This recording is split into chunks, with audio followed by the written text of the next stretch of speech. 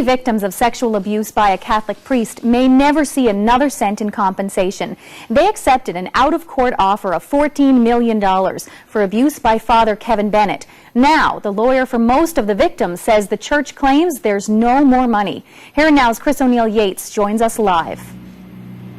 It was one of the most horrific cases of abuse ever by a member of the church, a priest.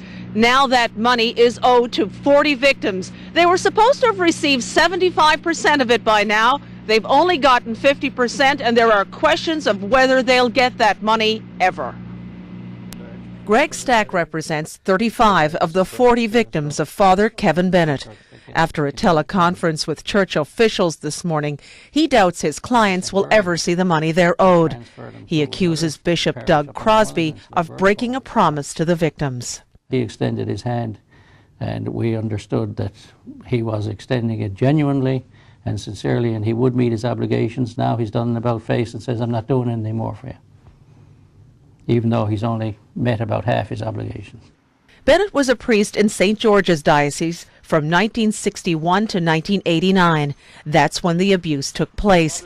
Stack says his victims are disappointed after an almost 20-year court battle. They had plans made. They were finally putting behind them this pretty torturous past, embarrassing past. Stack accuses the diocese of trying to dodge payment and protecting its key buildings. So they've transferred the title out to new corporations with the money they raised. So instead of raising money and giving it to victims, they raised money to preserve their own property.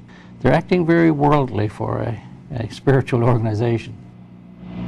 Now, Stack says the victims were supposed to get payments last summer. That money never came. Then they were promised payments before the holidays. The holidays have come and gone. He says still no money. Now, he says they're expecting a small amount of money, about 5% of what they're owed in March, but he says he's not taking that to the bank just yet. The bishop on the West Coast, Bishop Crosby, is traveling to India and not available to talk about this story.